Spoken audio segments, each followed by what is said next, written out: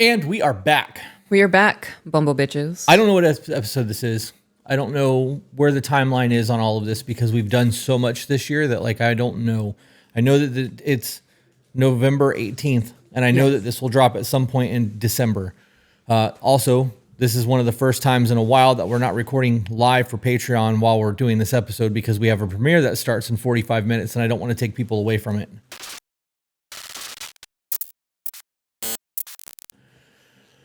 So, with that being said, last night I got a, let me backpedal. Okay. For those of you who do not follow us on Instagram, it's To Be Better Podcast on Instagram. Highly recommend that you go over there and follow us there. If you only follow us on TikTok and YouTube, Instagram needs to be followed because TikTok is throttling content that is uploaded to their platform. If you record a video, they prioritize that. If you upload something that's pre-recorded, they don't give you the views. I'm getting 1,000 to 2,000 views per video, but when I record us walking, it gets 50 to 100,000 views in a day. So that's insane. It's bullshit. I understand that they're trying to get people to use the app instead of recording and then posting, but for people like us who essentially depend on social media, it's fucking us. Yeah. So if you are not following us on Instagram, please go do that. If you are not following on YouTube, you really should be, because that's where all of our content goes. I mean, obviously some of you guys are listening on Apple and Spotify and things of that nature, but please go subscribe on our YouTube channel. Missing out on a lot from the YouTube channel. Yeah. Yep. With that being said, yesterday morning, we made a TikTok back and forth where we talked about accountability. And that's our morning walk ritual, has been us making TikToks back and forth, having discussions, kind of like we do on the podcast. And what we talked about yesterday was seeking validation from others. And victim mentality. Right. And one of the comments in the post was, how do you get over the need of validation from other people? Speaking on people pleasing, things of that nature. So I thought about it quite a bit actually. And we got The Courage to Be Disliked, which she's holding right now. That is one of the greatest books I've ever read. I've read it 5 or 6 times now, and I'll probably read it again. It's based on Adlerian psychology. It's a lot easier to listen to because it's 2 separate voices, as is the philosopher and student. Yeah. You're going to switch your voices up as you're reading? Yeah. Okay. There's going to be, I know it's hard to listen to the same voice for 2 speakers, so Jessica may be making a guest appearance. The other book that we have is Own Your Past, Change Your Future by John Deloney, which is a really good book, one that I've also read probably 3 times, and I've suggested it to the men's group at least twice now. Hey, you better stop that. I do not appreciate that sass, young lady. No. Ooh. I don't tolerate back talk from little ginger dogs. Don't come over here. You don't talk to my husband like that. Ivy's like, I got you, Mom. She being aggressive, Mom. So I want to. All right. Okay. I got it. You win. Because you're just not going to stop, and I feel bad. You let her throw a temper tantrum, and she got what she wanted. Yep. It's for me too, though. That's funny. Yeah. Well, she's up here now. So anyways, there are 2 things one thing in each of these books that I would like to read and discuss on the need for validation from other people and the way that makes you a slave. And I went through this morning, I found them real quick and I highlighted them. I figured that you can just read and we'll break and discuss as we go like we normally do. Okay. All right. So this says, do not live to satisfy the expectation of others. Philosopher. Being recognized by others is certainly something to be happy about, but would it be wrong to say that being recognized is absolutely necessary? For what does one seek recognition in the first place? Or, to put it more succulently? Is that what that says? You're holding the book. I have no idea. Succulently? Hang on. It's going to bother me. Google. Succinctly. Definitely not succulently. I was adding letters in that one. Succinctly. Oh, I want to say succulently again. Succinctly. Yeah, it is. Adding that to my... I actually have my pocket dictionary in there. I'm going to have to remember to highlight that and practice it. Or, to put it more succinctly, what does one want to be praised by others? Youth. Hey, boyo! I'm just kidding. It's simple, say. Meh. Meh. I won't be able to hold that. It's simple. It's through being recognized by others that each of us can truly feel we have value. I hate that.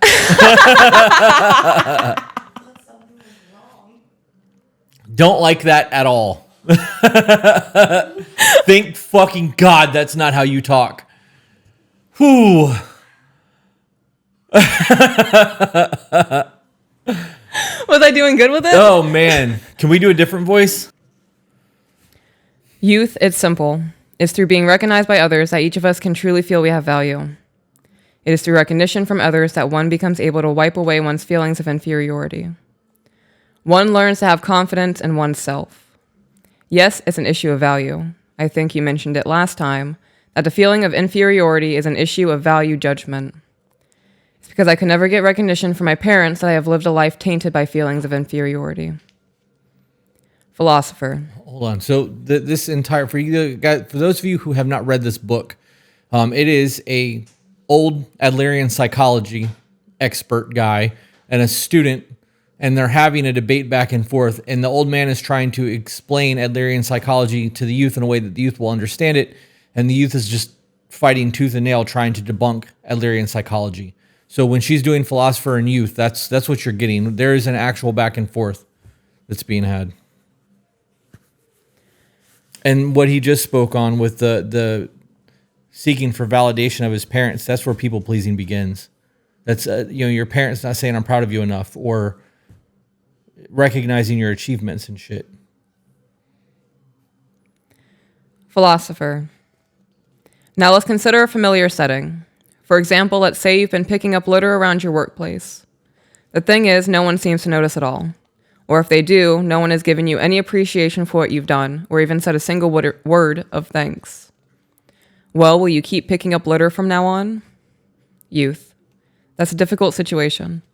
I suppose if no one appreciates what I'm doing, I might stop. Philosopher. Why? Youth. Picking up litter is for everyone. If I'm rolling up my sleeves and getting it done, but I don't get a word of thanks, I guess I'd probably lose my motivation. Philosopher. This is the danger of the desire for recognition. Why is it that people seek recognition from others? In many cases, it is due to the influence of reward and punishment education. Youth. Reward and punishment education. Philosopher. If one takes appropriate action, one receives praise. If one takes inappropriate action, one receives punishment. Adler was very critical of education by reward and punishment. It leads to mistaken lives in which people think, if no one is going to praise me, I won't take appropriate action. And if no one is going to punish me, I'll engage in inappropriate actions too. Because it's going to get you recognition. Right. If you're doing something good and nobody's praising you, it's no different than the kids who act up just to get attention from their parents. Mm-hmm. This isn't working. I need recognition, validation from other people. Let me do something else that's going to get their attention. That picking up the litter thing, like doing the right thing for the right reasons is doing the right thing for the right reasons. You shouldn't need somebody to validate you and give you a high five because you fucking cleaned up after yourself or you picked up garbage. Like, I just don't understand how that example, the kid would be like, well, I'd probably stop doing it. Are you doing it because you want people to see it? It's no different than people on the internet giving bums money and recording it. Look at how virtuous I am and look how great I am because I did this thing. Everybody applaud me. Mm-hmm. Why don't you just do some good shit because it's in your character to do some good shit? And that speaks on character. I have to get up and get an ice pack. My neck is fucking wrecked. Okay. Continuing on. Mm-hmm. You already have the goal of wanting to be praised when you started picking up the litter. And if you aren't praised by anyone, you'll either be indignant or decide that you'll never do such a thing. Clearly, there's something wrong with the situation. Do you know what indignant means? Disgruntled, upset. Yeah. Okay. I'll give you the actual definition if you want to. IGNANT. Feeling or showing anger or annoyance at what is perceived as unfair treatment. So you were pretty spot on. Yeah. Okay. Youth. No. I wish you wouldn't trivialize things. I'm not arguing about education. I'm wanting to be recognized by people you like. To be accepted by people close to you is a normal desire. Philosopher. You're badly mistaken. Look, we are not living to satisfy other people's expectations. Youth. What do you mean? Hold on. Do you think that that's a fair statement? The need to be liked by the people we care about? Do I think it's a need to be liked by the people we care about? I don't think it's a need. I think it's a want. I think in a lot of cases it's a very desperate want. I think that's ingrained in our DNA. Yeah. And I've said this before on the podcast. We need that, our tribe to fuck with us, because if they don't, we would die. Like that was the thing. It was hard enough to live over the last 200,000 years, 100,000 years or whatever it was, with a group. Doing it solo was almost certain death. Right. So the need to fit in is ingrained in us to a degree. Yeah. But we no longer have tribes like that. We no longer are dependent on a community of 30 or 40 people to keep us alive. We can literally go from group to group to group to group. You look at people who have borderline and have a hard time like with their identity. They find a new friend and assume that identity, and they're a chameleon as they go around. That's a normal behavior for somebody who has borderline. It's no different. So if their group is not, I almost said the F word again, if the group is not accommodating that need to fit in, that person will go to the next group and can easily find another group to fit into. So in a situation like this, we are at a new phase in humanity where we technically don't need a tribe to survive anymore. It's a lot easier now to go, hey, this is who I am, like it or not. I'll find another group that I can fit into. But I do agree with the youth in the book that to a degree, we are creatures who need to be validated through others. Yeah, I do think that it's a normal desire, the way that he phrased it. Yeah. You said the group accommodating the person. However you phrase that. You did say accommodating, though.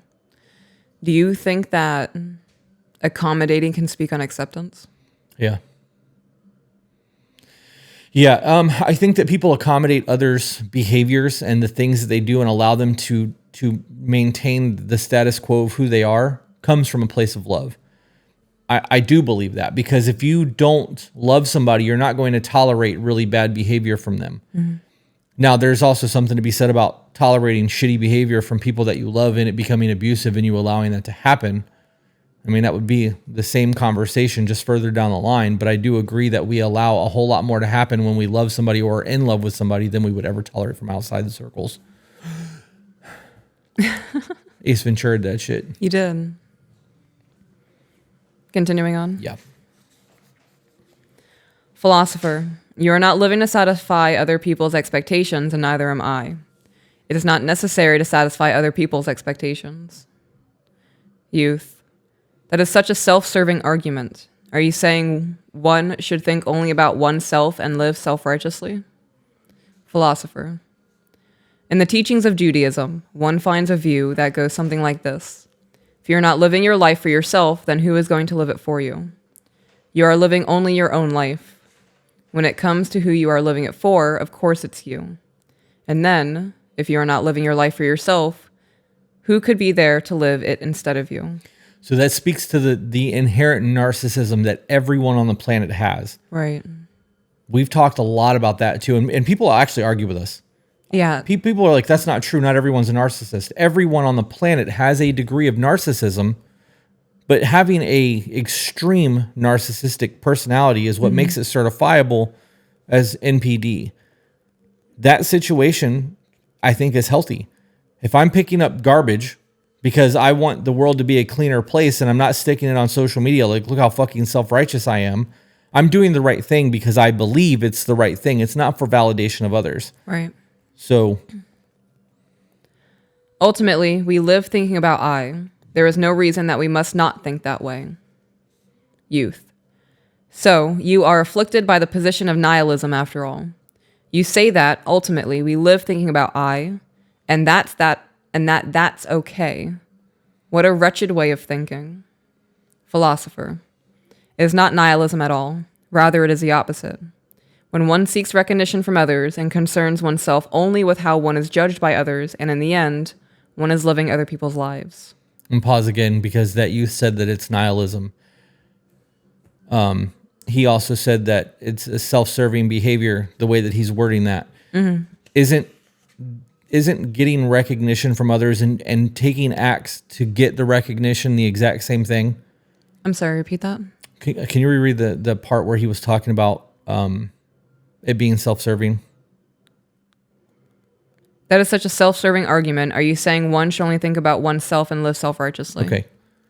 So yes, the youth feels the same way. He's just not aware that in the moment that that's what he's saying, because in the beginning he said that he would not be picking up litter anymore if he didn't get the validation of others. That is a self-serving mindset. You are doing it because that's narcissism. Mm-hmm. So he's doing to get validation and to have that. So is his argument any different than the old man's if he's looking at it from a self-serving situation? I don't think it's different, no. I think he doesn't like the way it's worded. Right. I think that's a lot of people's problems. I agree. I'm going to tangent real quick. Somebody mentioned the main account today in a TikTok. They stitched us. And I always try to look for the videos just to see what people are doing with our videos. And this chick was like, she brought up feminism for some reason. It was irrelevant. And then she went into say that that she's never viewed herself as a submissive wife ever. But because of the videos that we make and because of the relationship that she has with her husband, she's like, I'm technically a submissive woman. And like, it was a real short video. It really had nothing to do with anything. She was just talking about how our podcast has made her realize that she wants that submissive life. And I was like, there's nothing wrong with the word submissive. Right. It's a dirty word. Right. Yeah. It's people's negative connotation that's put on it that makes us feel like it's a dirty word. If I was to say that we serve each other, it's no different. We're submitting to the needs of each other to make sure that we have what we need from each other and that our needs are taken care of. Serving each other is the exact same thing. Mm-hmm. But when I use the word serve over submit, people don't get up in in their feelings about it. It's the same thing. You know what just dawned on me as you were saying that? If we were to come on here and say, my husband does all the dishes, he does all the vacuuming, and he rubs my feet every single night, you would get praised for it. I say the exact same thing. Oh, he's abusing her. Right. She doesn't want that life. She's being manipulated. One day she'll wake up and realize that this isn't what she wants. Yep. Crazy. But again, that's the societal narrative of shit. Yeah. Philosopher. Wishing so hard to be recognized will lead to a life of following expectations held by other people who want you to be this kind of person. In other words, you throw away who you really are and live other people's lives. And please remember this. If you're not living to satisfy other people's expectation, it follows that other people are not living to satisfy your expectations. Someone might not act the way you want him to, but it does not do to get angry. That's only natural. That speaks to slavery. Mm. Living the life that somebody else is expecting you to live. And that's people pleasing. That's the lack of love and self-worth. And we're going to get into this. I promise after we read these, we're going to have a discussion on how to learn how to self-validate. Mm-hmm. But I feel like this is super important and is going to tie into that. So yeah. That it doesn't do to get angry. That's something that I'm really trying to work on in life right now. Like I've grown a lot in a lot of different aspects of my life, and I feel the Lord is pushing me to focus on anger. That is my next step of growth to achieve. He's answering my prayers with, this is it. You're going to get to where you want to go, but you need to get through this first. You know what helps me with that? What? The serenity prayer. Yeah. And that's it's not just an Alcoholic Anonymous thing. Like there's a whole lot of wisdom in that. And that's my big thing, that and my rule of fives. If this is not a right now issue, it's not an issue. It's just something that I know is coming. Turn left in 2 miles. Cool. I know I'm going to have to turn left in 2 miles. I'm not there yet. I've recognized that my anger majority of the time is rooted in I'm overwhelmed in the moment. And that's my default autopilot. And I have to get better about catching it in the moment and correcting the behavior. Yeah. But I'm stoked that I made that realization. Yeah, it's huge. That's nice. Be able to change your responses or your reactions even. Right. You know, if you create new habit patterns or It'll new become a response. behavioral patterns, right? So touching on it doesn't do to get angry. He said someone might not act the way you want him to. So touching on that, someone doesn't do something that exactly the way, I'm just repeating myself at this point, I'm going to continue on. And you get angry about it. Is that narcissism? It is actually, because you're expecting somebody else to bend to your will. The same way that you become frustrated when someone expects that of you. Right. Right? He's controlling. Right. She's nagging. They don't care. Right. They never listen. Ace Ventura said, how selfish of me. Let's just do everything that you want to do. Yep. I'm pretty sure the food is here. We need to watch that movie again. Yeah. I'm really, like, after playing D&D, I'm having the courage to actually put on that wig Yeah. and do the thing. Yeah, but we got to watch the movie one more time.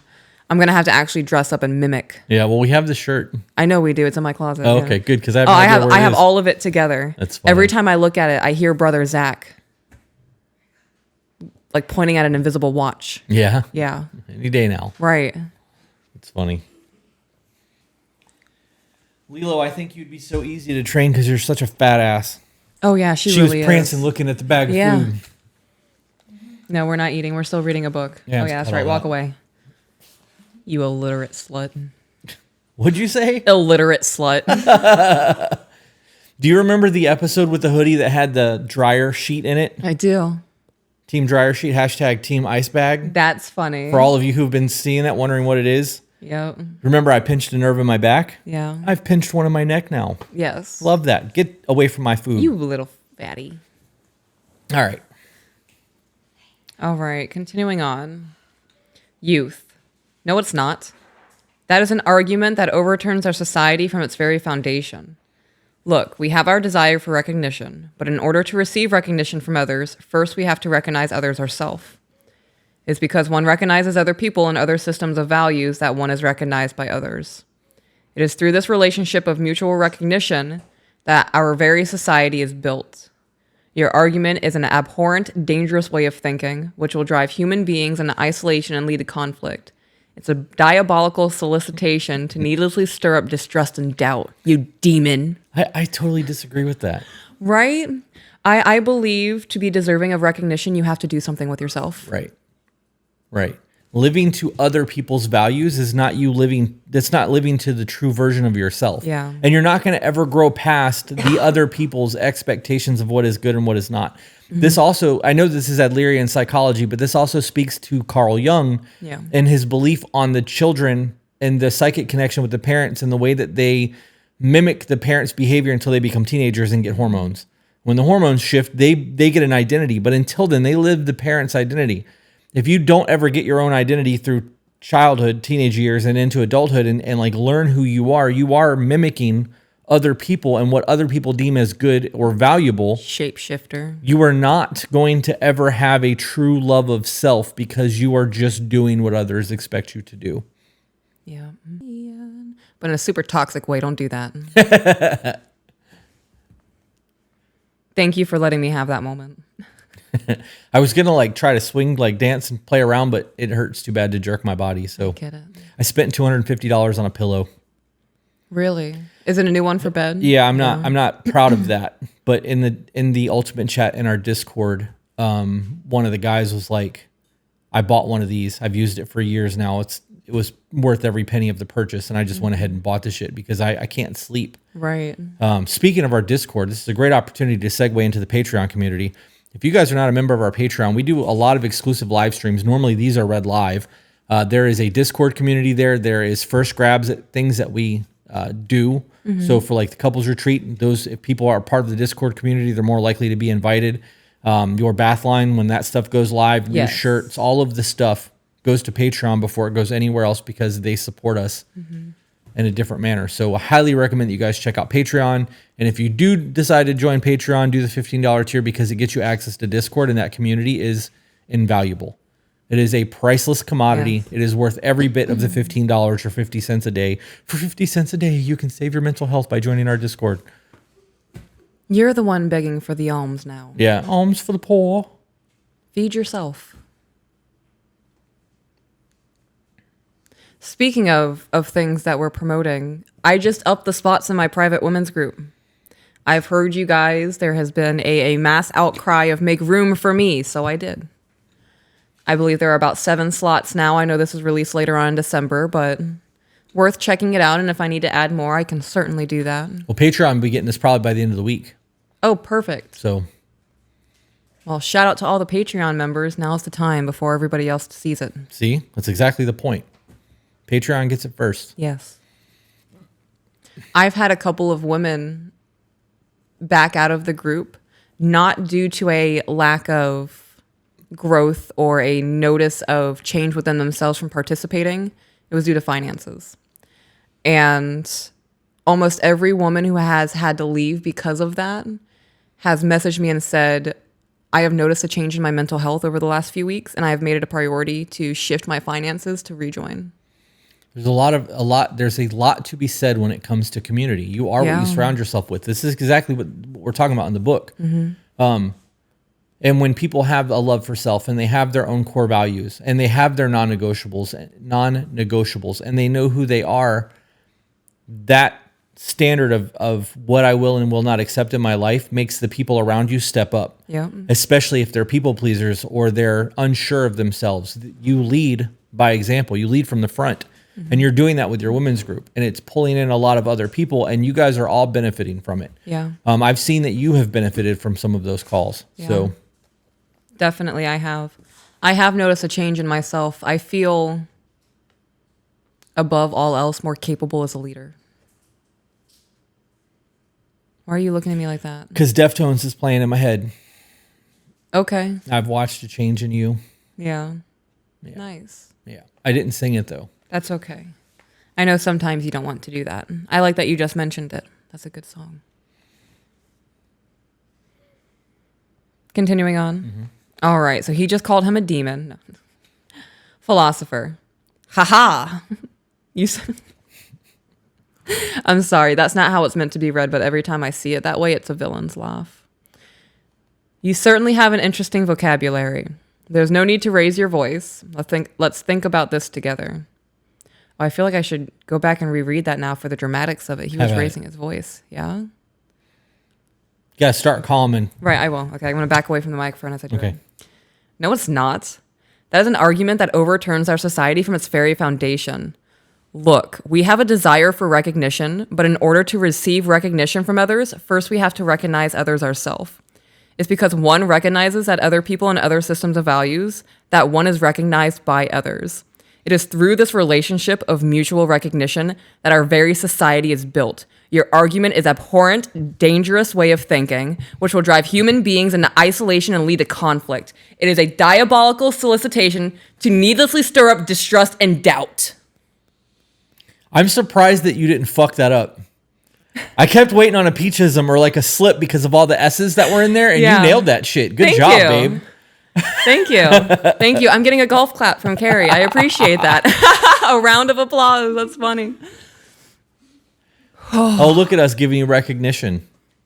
Thank you. I did that specifically for you guys to do that. No, I'm kidding. I don't agree with the youth on that. I did that because I would have fun with it. Yeah. I'm glad that the people in my life by proxy had fun with it, and that's why they're surrounding me. Yeah.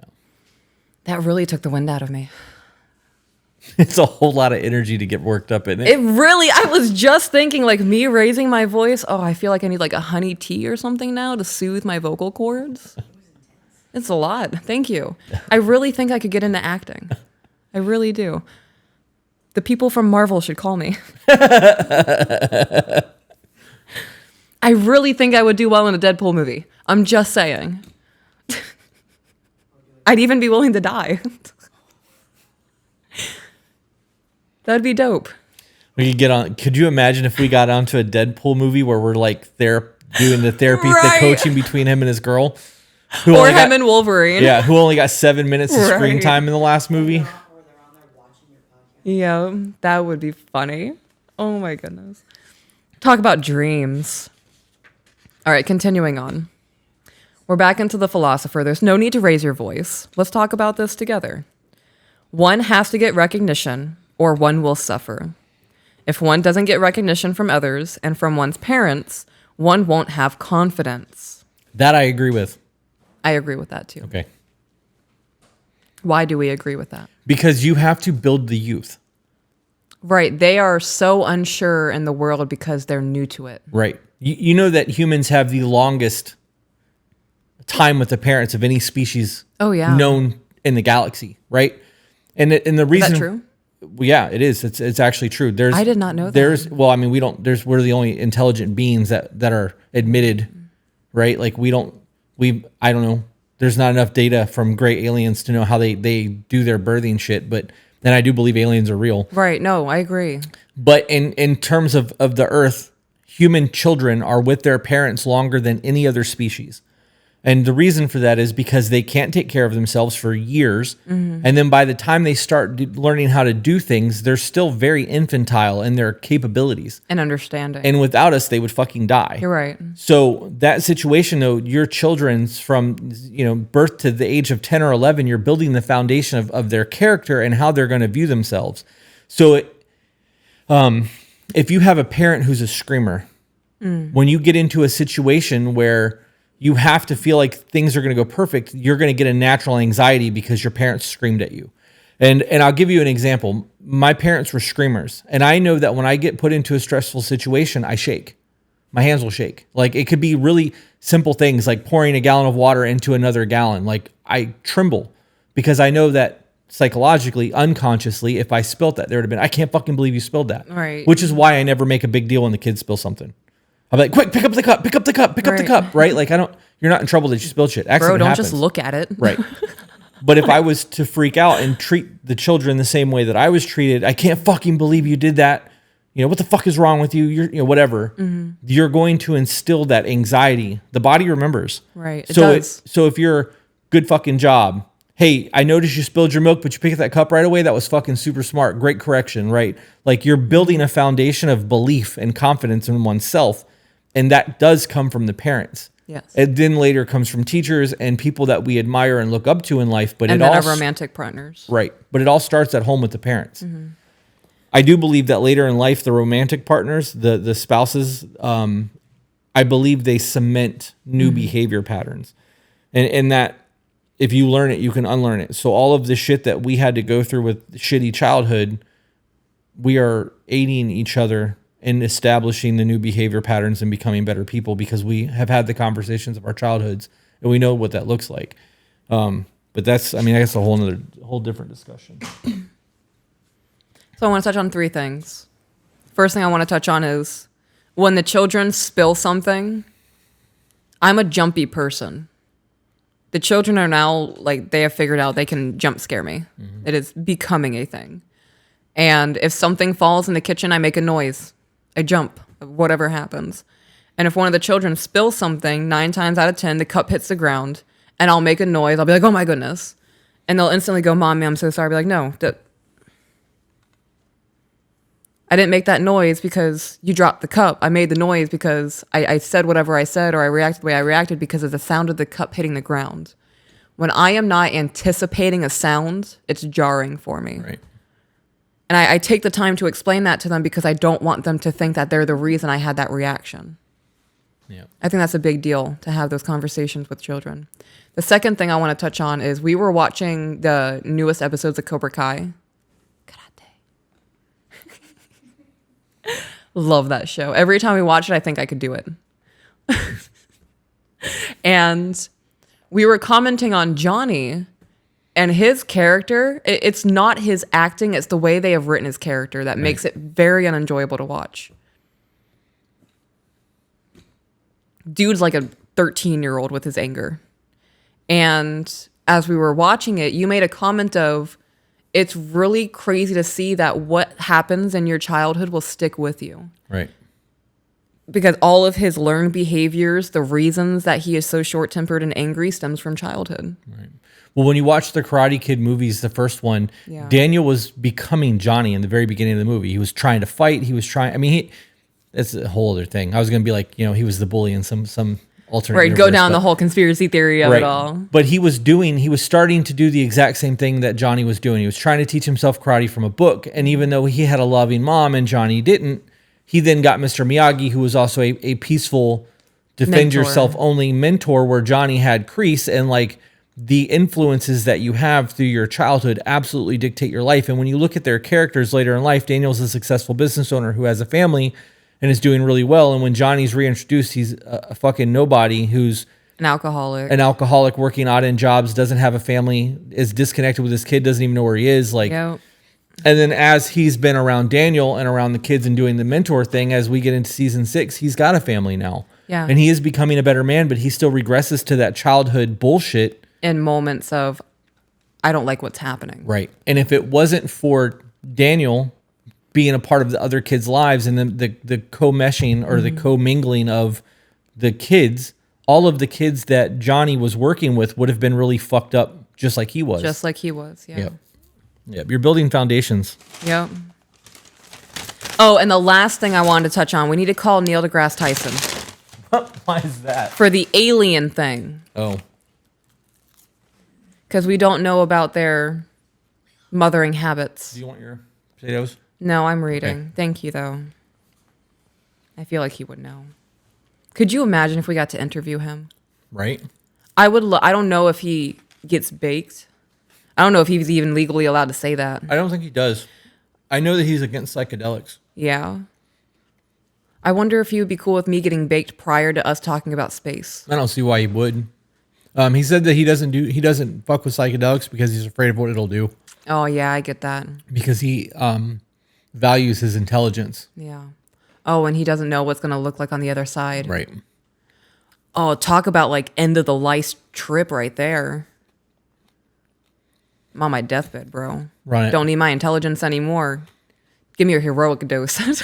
No, I'm kidding. Neil, if you decide to do that, I would start small.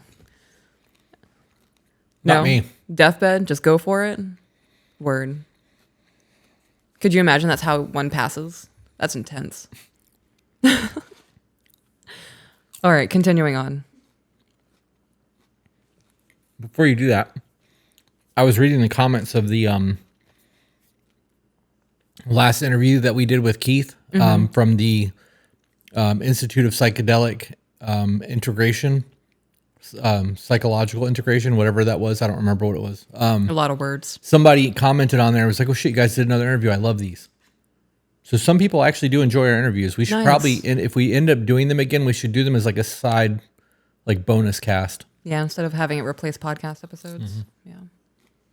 You do like special releases. Mm-hmm. All right, picking back up with the professor.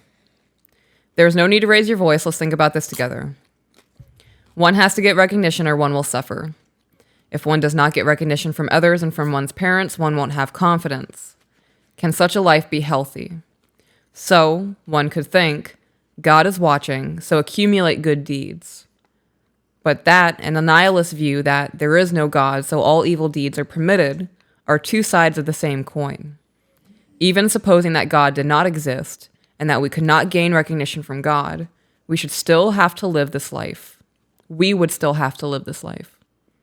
Indeed, it is in order to overcome the nihilism of a godless world that it is necessary to deny recognition from other people. Youth. I don't care for all this talk about God. Think more straightforwardly and more plainly about the mentality of real everyday people. What about the desire to be recognized socially, for example? Why does a person want to climb the corporate ladder? Why does a person seek status and fame?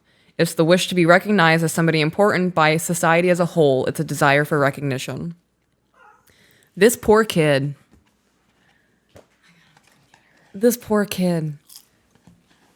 He thinks people climb a corporate ladder to get recognition from people in society to go, yeah, that guy's important. That's wild to me. Somebody come get her. She's barking at my dinner. That's funny. I do think that people... So I think climbing the corporate ladder is more about finances than it is about being recognized. But I do think there's an era of I'm important there. This is why people who have real jobs, have like high-end jobs, look down on people in the food industry. Yeah. Do you know, I in my mind, that kind of is parallel to a power thing. It is. It's a superiority complex. Right. That whole thought process gives me the heebie-jeebies. All right, continuing on. Philosopher, then if you get that recognition, would you say that you've really found happiness? Do people who have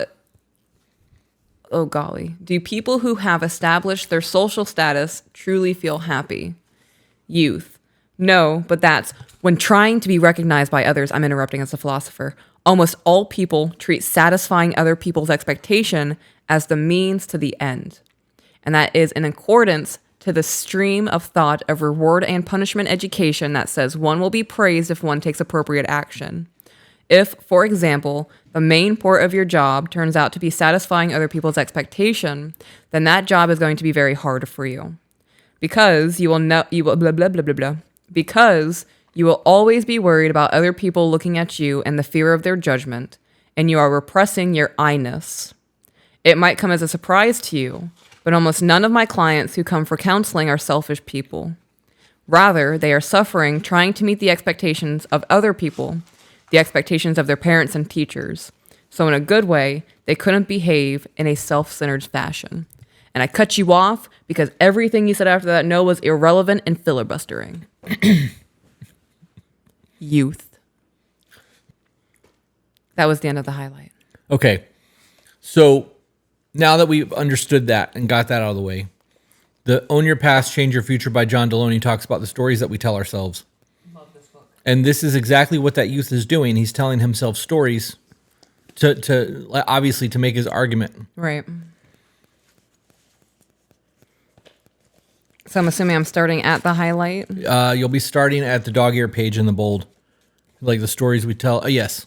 And then ending at this highlight. Yes. Okay. So now we are getting into, like my husband just said, Own Your Past, Change Your Future by Dr. John Deloney. I listen to his podcast every morning. I love what he does. He takes phone calls from people all across the United States. We'll be doing that soon. I know. Oh God, I'm so excited. Gosh. Oh my golly. Sorry, Lord. I'm so excited for that. I think it's really going to up our contribution to our essential purpose in life. So we're going to start with the 3 types of stories that we tell ourselves. If we look across all the different types of stories that we tell ourselves, we can generally distill them into 3 distinct groups. The stories we tell ourselves are stories about ability, belonging, and time. In the following section, we will look at each one. As you read about them, notice which one hits home for you. So I, too, have listened to this book. It has been a hot minute, though. The last time we discussed it. That was last time was when we were coming back from Tennessee. When we went with Carrie and the kids and Zach and Jenny. So that was, oh golly, the end of summer. And now we're into November. In March. Yeah. I think.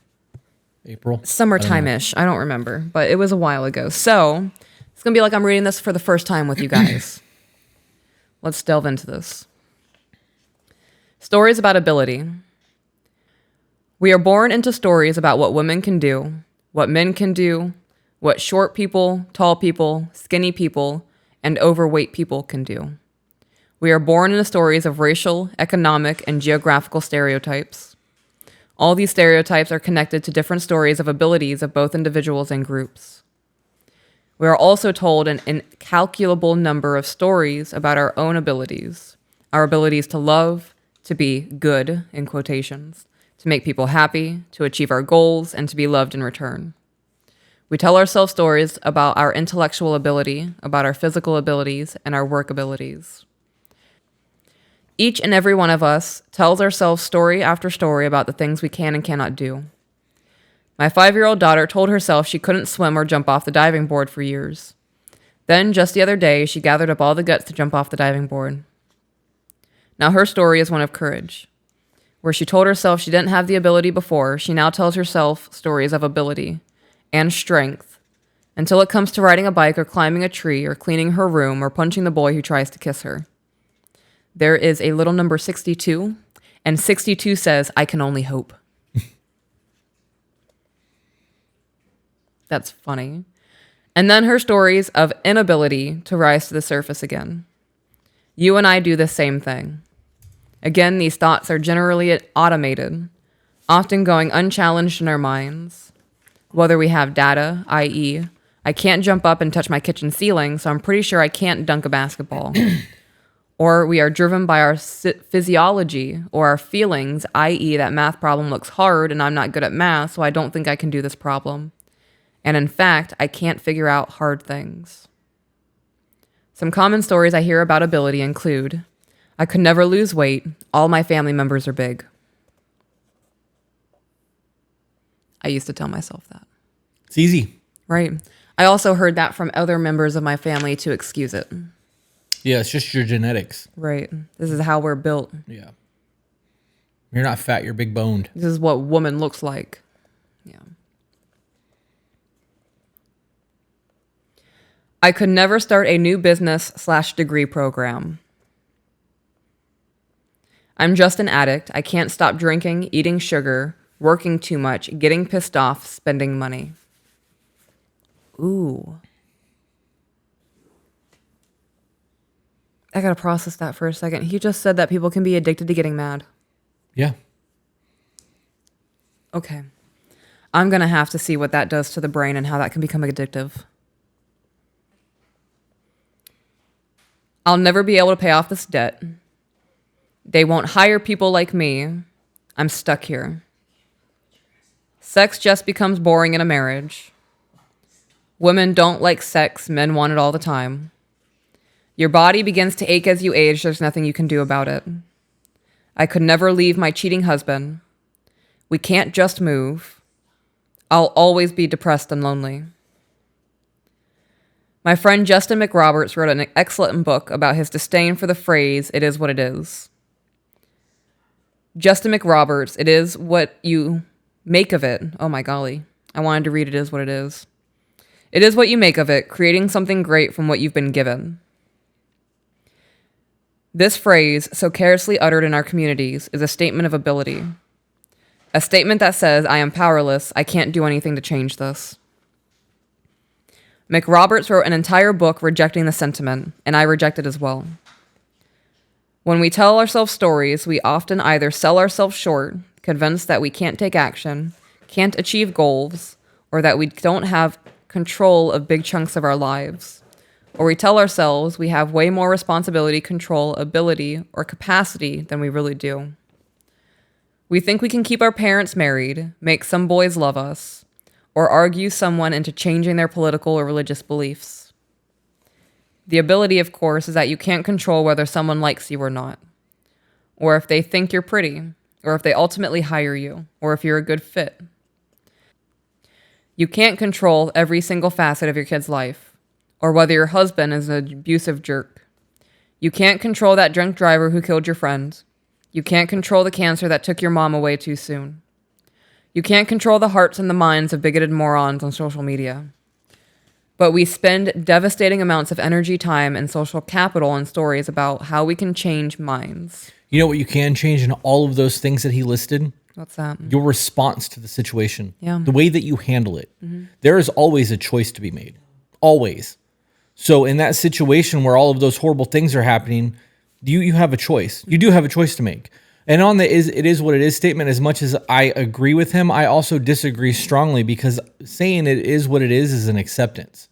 And well, that's what he said. He said that never mind. They hated that phrase. Yeah. If you look at it as... he said, I can't do anything to change this. Right. And it's in the past. Yeah. That shit happened. It is what it is. That's acceptance. what you do from that point matters. If you are at rock bottom, Okay. if you lose your job and your response to losing your job is it is what it is, and then you don't look for another job and you just become a dependent and allow other people to take care of you, that was the choice that you made. It is what it is was the acceptance of the fact that you did lose your job. You have the choice to go get another job, put in other applications. If the people that you're trying to work for don't hire you, and you go, well, I'm just unemployable. It is what it is, and then quit trying. There's a difference. So I understand that it is what it is an acceptance thing, and from that standpoint, I can fuck with that because when I say it is what it is, I've accepted the fact that it happened, and I've gotten over it. There's no point in dwelling on it. There's no point in getting mad. There's no point in being like, my boss was a narcissistic piece of shit. He didn't like me because of whatever. They just picked on me because I was a new person or I wasn't part of the clique or whatever the fucking reason was that you lost your job. How about you go, I didn't meet the standards that the people around me had, or it wasn't a good fit. It is what it is. I'm going to go get another job. Instead of letting the narrative be a negative thing for the next 6 months or a year as to the pity me mindset, you being a victim when you can just fucking go get a better job. Or adapt it into their personality. Right. And a lot of people do. Yep, a lot of people do. That was my whole thing on the whole it is what it is thing. But we spend devastating amounts of energy, time, and social capital on stories about how we can change minds, change hearts, or reunite cities or homes, when all we can really control or change is ourselves. Remember, the stories we tell ourselves are about power. It's crazy. I'm almost positive that there was a podcast with a really hot woman and a middle-aged guy who talked all the time about accountability and changing you and making sure that you're aware that you can only change you and not others. What was the name of that podcast? It was a really good one. It was around for like 2 years when I was still listening to it. Yeah? I think it was called like To Be Better or something. Oh, if we're thinking about the same one, you just did that man a disservice. Did I? Why is that? Because he's an absolute smoke show. Like a burnout from a really nice classic car.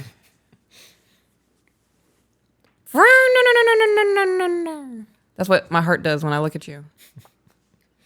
To continue with the classic car thing. I don't know, now I'm nervous because... Continuing on? Okay. They become stories about our abilities, about how we can or cannot do, about what we can or cannot do.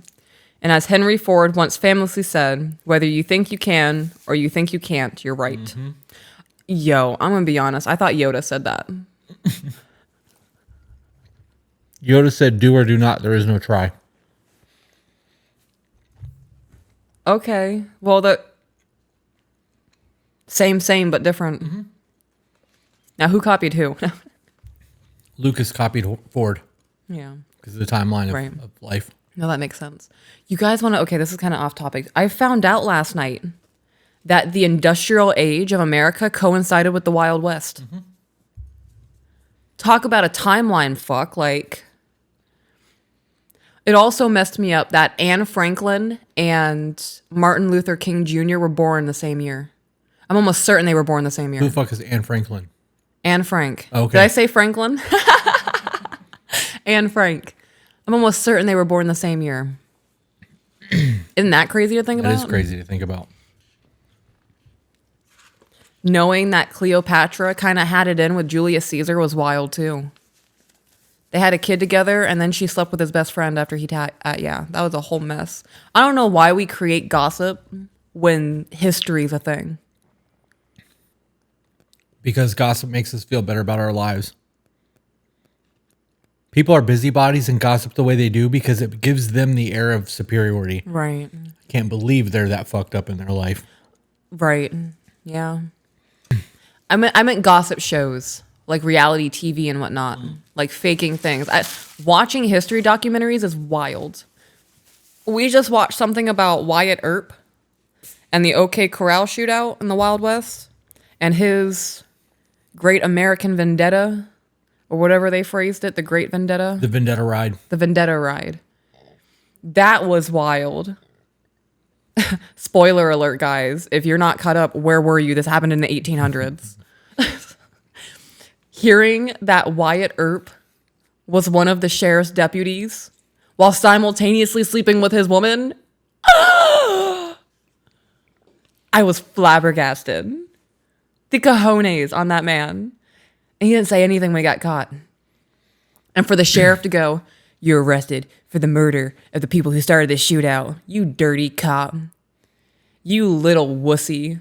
You out here cheating on this woman, and someone's out here finally making her happy, and it's a hurt to your ego, so you're going to falsely arrest this man." I feel like I could do like a baked history review. Yeah. Kind of like Drunken History.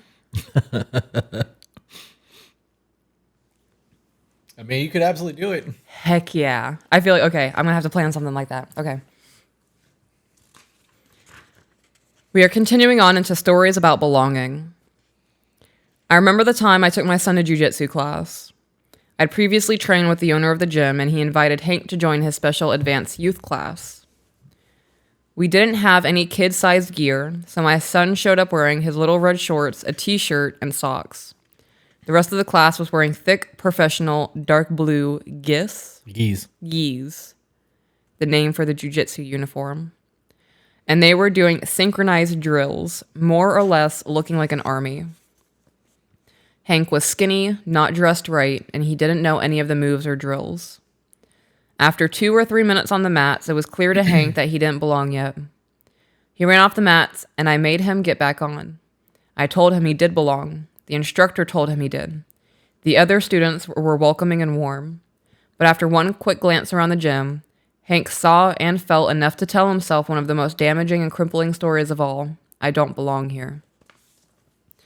He jogged off the mat a second time and out the front door of the gym. I was disgusted with myself for not setting him up to succeed and then getting on to him for listening to his instincts.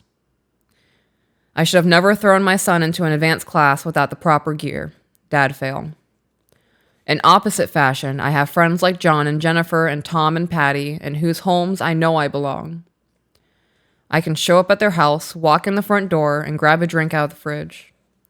They have walked with me in some of the most formative, challenging, and blessed years of my life. And they've told me and shown me over and over again that I belong with them, that we're family. The story I tell myself is that I belong with them and in their homes. The feeling of not belonging activates our threat systems. When we don't belong, our bodies let us know we're not safe. Anxiety. Mm-hmm. When we find ourselves out of step for a long period of time, the lack of belonging can set off the body's anxiety, depression, ADHD, and other connection-oriented alarm systems.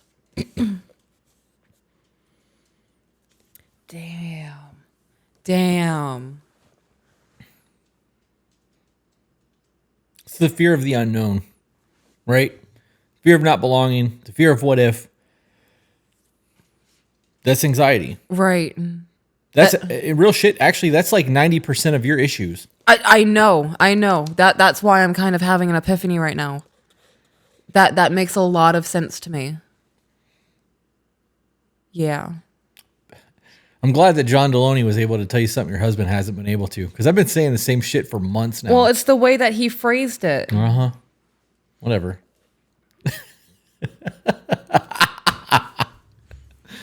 I'm just giving you shit, babe. I am actually just giving you shit. Okay, I know, but I'm going to text you what I want to say because Carrie's sitting in the room.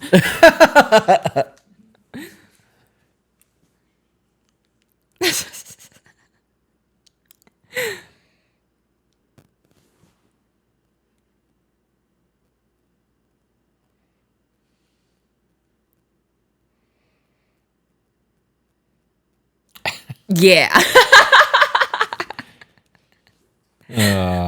You pervert. I know. Do you still enjoy it though? I do. I love it. Fantastic. Yeah. Okay, I'm so glad.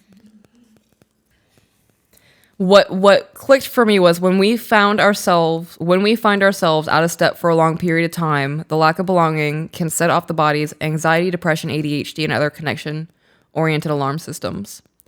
I have been out of step for a month. Right? And if we factor in your injury and having to, our whole life routine has changed and we have been very limited in the things that we do. So I personally have been really out of whack for a month. And our whole relationship, not our relationship itself, but like the things that we do together, Right. has also changed over the last 6 months. So not just the routine within myself, but our life routine has changed. And all of that just clicked in my brain of him saying being out of step Yeah. for a long period of time. And I don't know, I feel like I just got hit in the face with a brick, especially with the ADHD symptoms. My ADHD spinning has really become a like Tasmanian devil type thing. Continuing on. Yep. What about you? How often are you told you don't belong? How often do you tell yourself that you don't belong? That's what's happening when we don't go to the church event, or we don't apply for the job, or we don't pursue that girl, or we don't go to the concert. We skip the tryout, wear baggy clothes, or don't even comb our hair because we want to put out that vibe that says we don't care. We tell ourselves we're too cool to belong. Or how often do we internalize the stories told by media, politicians, and community leaders who tell us we aren't welcome? What about those who have personally experienced the harrowing isolation of communities, states, or countries where they are explicitly told they don't belong? How often do we look around and tell ourselves that we're not one of them, whoever them happens to be? But when we tell ourselves that we do belong, whether it's with our spouse, at church, with a political party, with friends from school, with a college sorority, or a biker gang, our bodies co-regulate and we feel safe and connected. Belonging is a core biological and psychological function. Any thoughts before we get into stories about time? All of that comes down to your self-worth.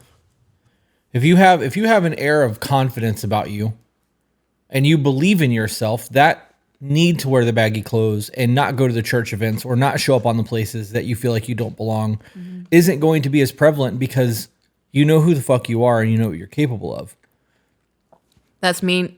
So if that's the case, that means I'm choosing not to be there because I'm not valued. Right. Right. Well, and that could be absolutely the case if you have the confidence about you and you know the situation. But I think that, again, speaks a lot to low self-esteem and the belief in I'm not good enough or I will never be good enough. I will never have X. That will also eventually lead into a victim mentality where everything else is the problem when you are the only person that's capable of changing you. So nobody's coming to save you. If you want to have a good life, you're the one that has to implement the changes necessary to get there. I saw a thing this morning that says it was a box and it had like success and failures and it was like tick marks. And like this box was attempts, success. And the bottom was attempt and success. And it was like 30 tick marks and 5 successes. And then 0 and 0 because they didn't try. So like that's one of those things that if you want change, you're the one that has to fucking do that.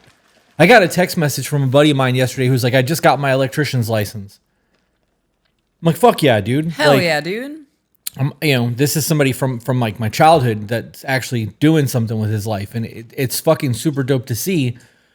But it could have been one of those things where he's like, you know my past, dude. I'm just never going to be anything. Nah, fuck that. Your past is behind you. Like, what are you doing about your future? What are you doing about your right now? You know? Yeah. We're going to get into the end of this on some of the things that I think that you can do, or we are going to get into some of the things that we think you can do to start establishing routines that are going to get you past that lack of self-worth. What did you just comment on? Oh, you just said that your childhood friend got his electric license. I don't even know who this person is.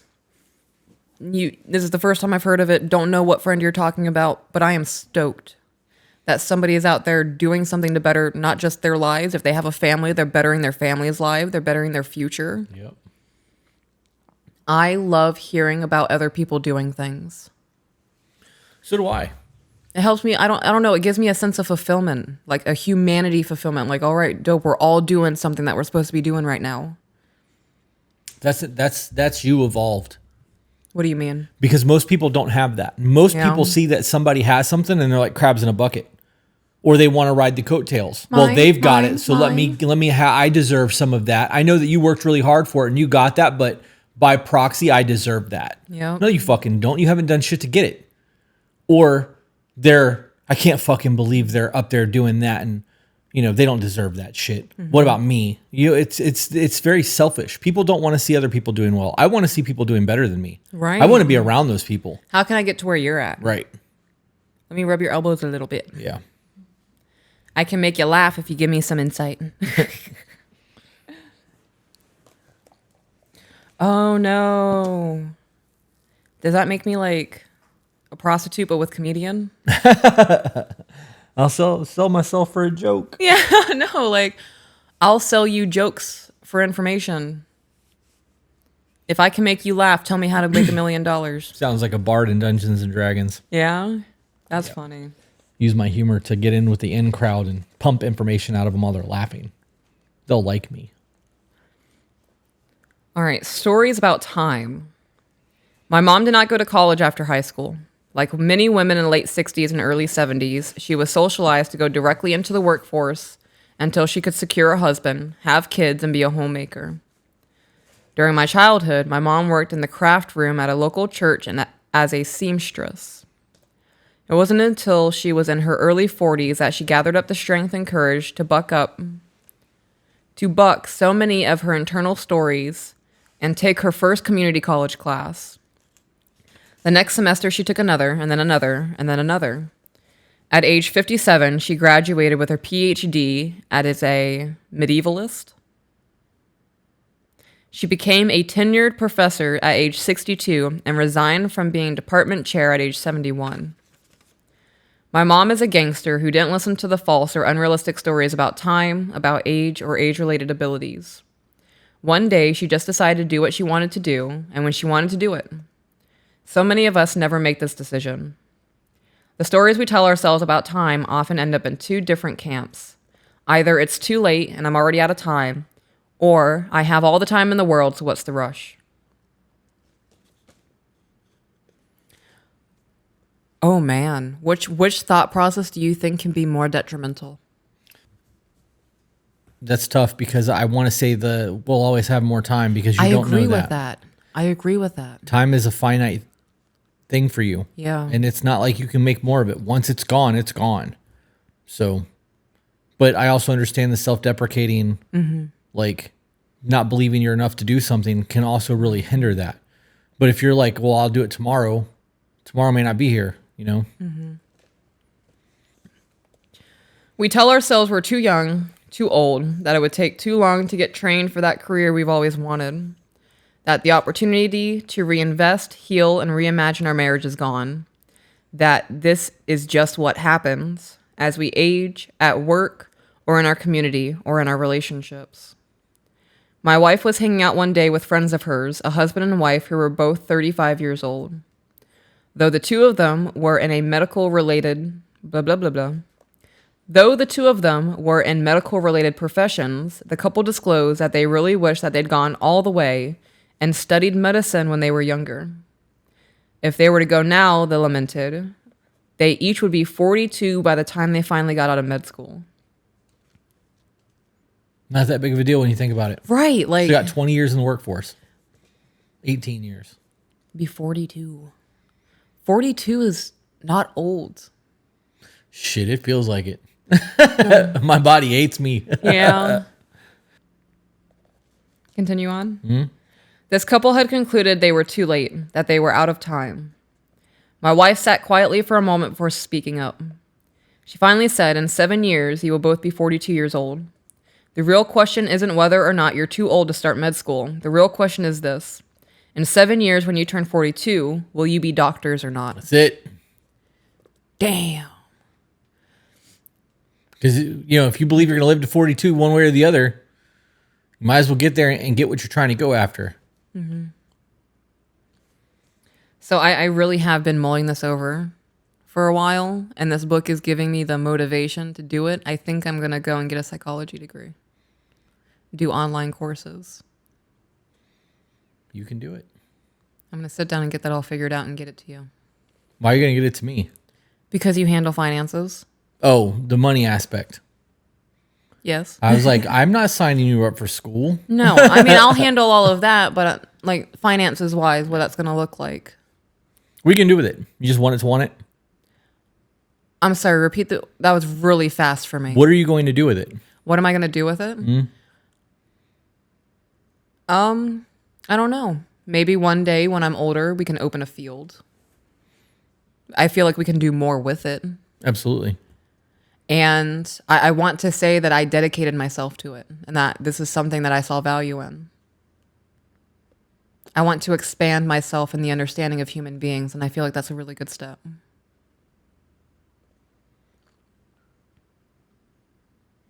Dr. Peaches Birkin. I like it. Okay, so really just like to solidify this for me, next time you choke me, can you say that? I need to know how it sounds like that too. Please. This is for scientific data. Thank you.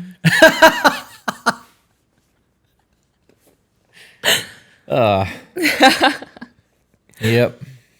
Want to know what just went through my mind? What's that? Actually getting up and doing it and realizing that Carrie would have to then cut it.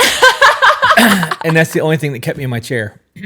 Yeah. Because when I was editing and we got up and did all that shit, I was the one that had to do the work. Right. So just know that that didn't happen just No, now I because know. I'm trying to make her life a little bit easier. Okay. As long as it happens at some point. I'm a little bit patient. Yeah, a little bit. A little bit. Oh, fuck. That's a hard-hitting sentence. In 7 years, when you turn 42, will you be doctors or not? Right. Time is often an illusion. In my early 40s, I quit my career as a university professor and administrator to work on a radio show and to tour the country as a speaker. My wife transitioned from elementary school teacher to college professor. Then she quit her professor role to stay home with the kids. Now, in her early 40s, she's a writer and running a successful coaching business for professional women. At age 44, my dad left his job as a homicide detective to become a minister at a large church. In his 50s, he went back to being a police officer. At 68, he left a police force to become a university criminal justice professor. He has never been a professor before, and this is the happiest I've ever known him to be. I thought this was just how the world worked. I grew up thinking everyone did this. I was wrong. Most people get stuck, get locked in, and get used to the same old thing. This isn't just about work or career. This is about changing anything you want to change. Your character, your relationships, your faith journey, your attitude, your thoughts on a political issue, your generosity, being a better dad, or a more connected brother, or a bow hunter. Oh, that's on my list. Get that done. Got to reach back out to Hogan. You're never too old to be a better husband, or to say you're sorry, or to lose those pounds, or to try to ride a bike, or to go to a new church, or to begin to understand God in a brand new way. Often, stories about time start with the words, I wish I would have, or I'll never be safe, I'll never be married, I'll never be free from this marriage, I'll never have enough money, I'll never have enough time, I'll never accomplish this dream, I'll never get rid of this weight that's dragging me down. I wish I would have made that call. I wish I would have apologized, or put my name in that for that job, or kissed her back in college. It's not too late. Make no mistake, time is our most precious resource, period. We need to honor it. Time is more precious than money, shiny toys, or winning certificates at work. When time is gone, it's gone. We can't get it back. Time is often both a mythological barrier and a millstone around our necks. We almost always have more time than we think, while also never knowing when the other side of our ledger will be called. We simply don't know how much time we have. We are all an illness, car trip, or tragic incident away from being out of time. Yep. You can't buy more time, manufacture more time, or circumvent time. With every minute we waste worrying or playing video games or complaining or saying, I'll start that new degree program tomorrow, we cash out a little bit more. We add another nail to our coffin. Damn, I feel like he just kind of personally called me out right there. How did he know? It's almost like he wrote a book about this. Crazy, right? Time is like spending from a bank account, and we don't know how much money is in it. It's best to be wise with our purchases.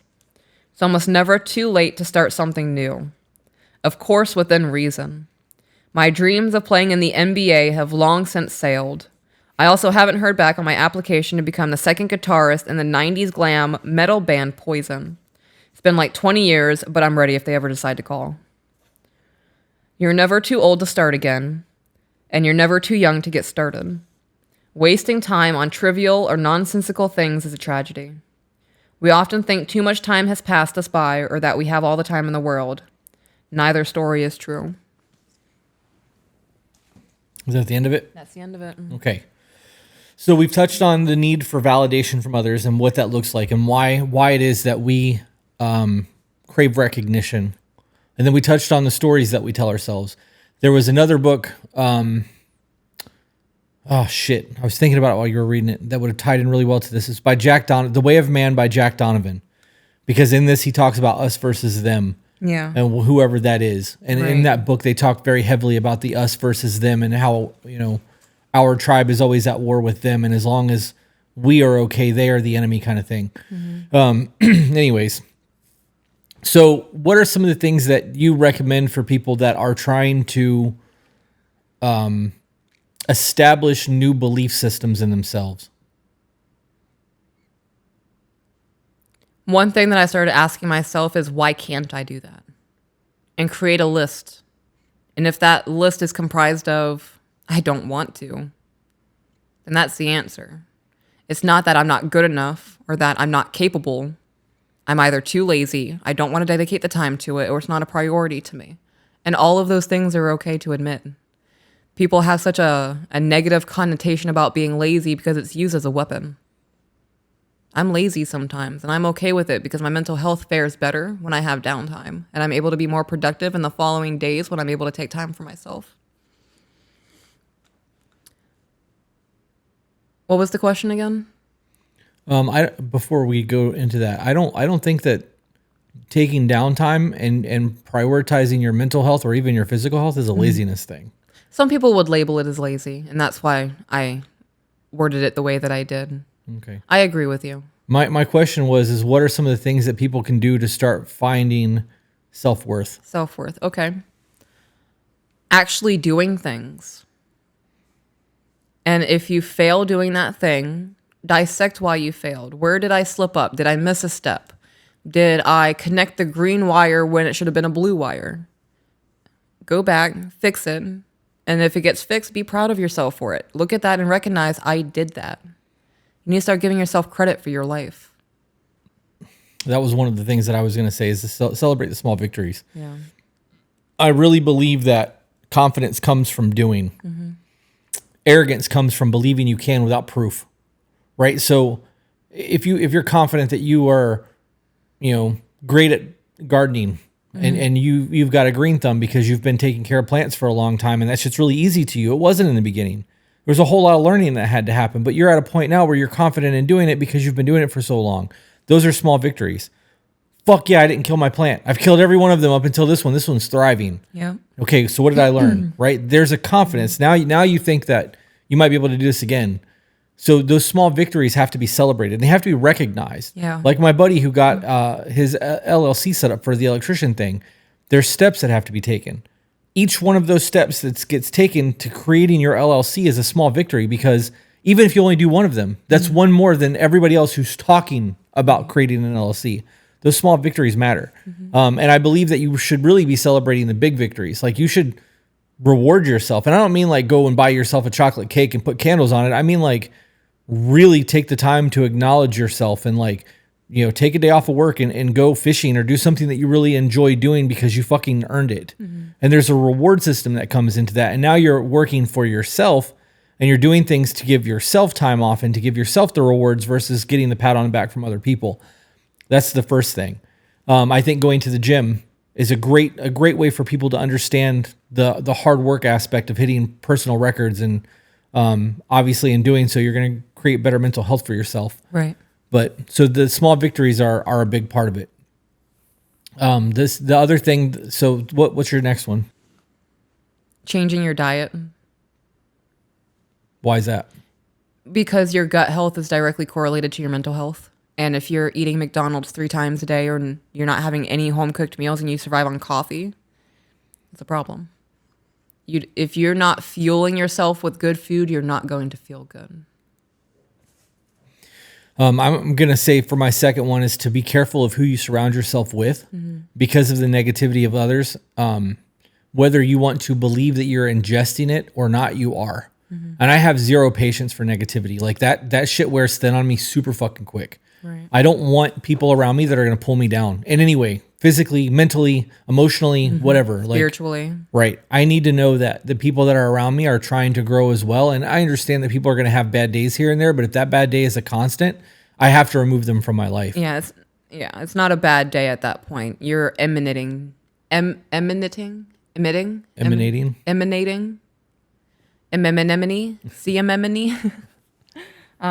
negativity that right. You're waking up and choosing that every day at that point. Yeah. Right. Well, even if you don't, if you wake up and you think today's gonna be a great day and then you reach out to your best friend and you're like, hey man, what's up? And they're like, same fucking shit, fucking depressed, fighting with my old lady, fucking life sucks, don't want to go to work, fucking broke. And that's what you hear every time you talk to somebody that you're close to. That's going to be your reality. Right. You're going to believe that everyone just lives that life and you're going to continue to live that way. You're going to choose. It's the birds of a feather. Like you are choosing to be there. So I think a lot of that speaks to the people that you have around you. If you have people around you who allow you to the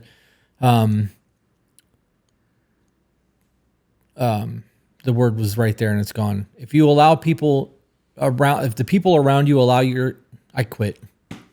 Okay. That's so frustrating. I know. If the people that you surround yourself with allow you to be self-deprecating, got it that time, you will continue to do that. If you have people around you that genuinely care about you and want to see you do well, when you say shit like, I'm fucking stupid, or I can never get that degree, I'm not smart enough. My friend's not going to say that about my friend. Right. No, you got this. Like, yeah. I'm going to pick you up. Like, that's what we do for each other. Like, you fucking got this. Let's go. I think that matters, but ultimately that also speaks to the validation of others because you're allowing them to be the ones to carry you. And if that's what has to happen to get you through, it's a tool and it's worth it. But when you start getting those small victories, like you could put up a vision board, small goals to big goals. And as you're pulling things off those vision boards, you celebrate those victories. It creates a worth of confidence, a air of I'm able to do this. Like, nobody's helping me do these things. I'm setting my mind to something. I'm actually accomplishing it. And then what about self-love? What about it? How would you recommend going about that? Because I think there's a difference between self-worth and self-love. I think self-love comes with grace. Acknowledging that I'm going to mess up sometimes and beating myself up about it is not going to fix it. Right. I think that people have more grace with the people around them than they do themselves. I agree. And I think that speaks to the inability to love ourselves because of the shit that we've been told. And that speaks to the foundations of the parents from the first book that we were talking about.